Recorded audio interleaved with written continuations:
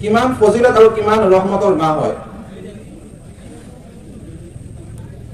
এই ফজিলতৰ আৰু ৰহমতৰ মাহ আৰু বৰকতৰ মাহ, মাগফিৰাতৰ মাহ, নাজাতৰ মাহ আল্লাহ তাবাৰক তাআলা আমাক দান কৰিছে।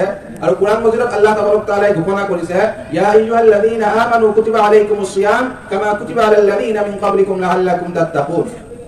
এই সম্পূৰ্ণ আয়াতত আল্লাহ তাবাৰক তাআলা ৰোজাৰ কথা কৈছে, যে ৰোজা যে আমাক দান কৰিছে, ৰমজান আমাক দান কৰিছে, তাৰ কথা কৈছে, উল্লেখ কৰিছে আৰু শেষত কৈছে লাআল্লাকুম তাত্তাকুন, যাতে ৰমজান মাহ পাই ৰোজা ৰাখি তোমালোক মুত্তাকি আৰু পৰহেজগাৰ হৈ যোৱা।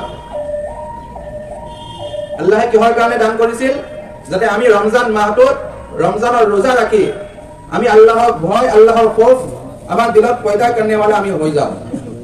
আৰু আমাৰ ভিতৰত তাকওয়া পয়দা হৈছে নে নাই? ৰমজান মাহত আমাৰ ভিতৰত আল্লাহৰ খৌফ, আল্লাহৰ ভয় পয়দা হ'ল নে নাই? এই কথাটো আমি আজিৰ পৰা গম পাম। ঈদৰ দিনাখনৰ পৰা আমি সেই কথাটো গম পাই যাম। আমি নিজৰ বিচাৰ, নিজৰ বিবেচনা আমি নিজেই কৰিব পাৰিম যে ৰোজাৰ মাহৰ পাছত আল্লাহে যে আমাক ৰোজা দান কৰিছিল, ৰমজান দান কৰিছিল কিহৰ কাৰণে? যে আমি নিজে নিজে এজন মুত্তাকি অৰ্থাৎ আল্লাহক ভয় करनेवाला হৈ যাওঁ। যেনেকে ৰমজানৰ মাহত আমি আল্লাহক ভয় কৰি ৰোজা ৰাখিছিলো, গোটেই দিন ভোকত থাকি নাখাই, পিয়াহ লাগিলে সন্মুখত যদি আমাৰ সন্মুখত ঠাণ্ডা চৰবত থাকে, গাখীৰ থাকে, পানী থাকে, আমাৰ যিমানে পিয়াহ নালাগক কিয় আমি পান নকৰো। ভোক লাগিছে, খানা সন্মুখত তৈয়াৰ হৈ আছে, আমি নাখাওঁ। কিহৰ কাৰণে? যে আমি ৰোজা ৰাখিছো। ঘৰত কোনো মানুহ নাই, ৰুমত অকলশৰীয়া, দৰজা বন্ধ, অকলে মই আছো, দ্বিতীয় কোনো ব্যক্তি ৰুমত নাই, ঘৰত নাই, বহুত ভোক আৰু পিয়াহ লাগিছে আৰু ৰুমত খোৱা বস্তু যোগাৰ হৈ আছে, ঠাণ্ডা পানী যোগাৰ হৈ আছে, তথাপিও নাখাওঁ। কিহৰ কাৰণে? যে ৰোজা ৰাখিছো। আল্লাহে দেখি আছে, আল্লাহৰ ভয় আৰু খৌফ মোৰ দিলত আছে, ৰোজা ৰাখিছো। গোটেই দিন ৰোজা ৰাখিছো, 5 ওয়াক্ত নামাজ মসজিদত গৈ আদায় কৰিছো, দুনিয়াবীৰ কাম কাজ কৰিছো, বেপাৰ বাণিজ্য কৰিছো, দোকানৰ কাম কৰিছো, চাকৰিৰ কাম কৰিছো, কিন্তু ৰমজান মাহ বুলি নামাজটো কাজা হ'ব দিয়া নাই। গোটেই দিন ৰোজা ৰাখিলো, ইফতাৰ কৰিলো, ইফতাৰ কৰি আকৌ নামাজৰ কাৰণে দৌৰাদৌৰিকে মাগৰিবৰ নামাজৰ কাৰণে মই মসজিদত গলো, নামাজ পঢ়ি আহি ভাগৰ লাগিছে, টোপনি লাগিছে, গাটো বেয়া লাগিছে, তথাপিও আমি কি কৰো?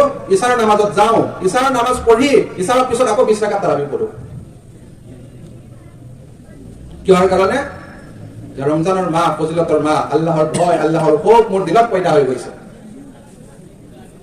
যদি কোনো ব্যক্তিয়ে এজন ৰোজাদাৰক কয় যে ঘৰত কোনো নাই, আপোনাক 10,000 টকা দিওঁ, টকাখিনি লওক, আপুনি পানী খাই পেলাই ভাত খাই ৰোজাটো ভংগ কৰি দিয়ক, কৰিবনে কোনোবাই? কোনো ৰোজাদাৰে কৰিব? নকৰে। পইচা ললো যেনিবা, কোনো নাই, আল্লাহেটো দেখি আছে, এনেকে উত্তৰ দিব। ৰোজা ৰাখিছো, আল্লাহেটো দেখি আছে। সেই ভয়, সেই খৌফ, সেই তাকওয়াটো আল্লাহ তাবাৰক তাআলা বিচাৰিছে আপোনাৰ আৰু মোৰ পৰা, যে ৰোজাৰ মাহত মোৰ আল্লাহৰ প্ৰতি যি ভয়, যি তাকওয়া পয়দা হৈ গৈছে, ভোক লাগিছে খোৱা নাই, পিয়াহ লাগিছে পান কৰা নাই, ঘৰত কোনো নাই, তথাপিও আমি একো আল্লাহক ভয় কৰি পেলাই মুখত একো এটা দিয়া নাই, কষ্ট হৈছে, 5 ওয়াক্ত নামাজ আদায় কৰিছো, ভাগৰ লাগিছে, তথাপিও তাৰাৱিহ আদায় কৰি আছো। এই কষ্ট আৰু সেই মুজাহাদা, সেই আল্লাহৰ ভয়, আল্লাহৰ খৌফ, সেই তাকওয়াটো যাতে মোৰ ভিতৰত পয়দা হৈ যায়, ৰোজাৰ মাহৰ নিচিনা, ৰমজান মাহৰ নিচিনা 11টা মাহ যাতে আমি আল্লাহক ভয় আৰু খৌফ লৈ দিলত লৈ পেলাই চলিব পাৰো, এই কাৰণে আল্লাহ তাবাৰক তাআলা আপোনাক আৰু মোক ৰোজা দান কৰিছে। তাৰ কাৰণে আল্লাহ তাবাৰক তাআলা কৈছে কোৰআন শৰীফত লাআল্লাকুম তাত্তাকুন, যাতে তোমালোক মুত্তাকি আৰু পৰহেজগাৰ, মোক ভয় करने वाला হৈ যোৱা।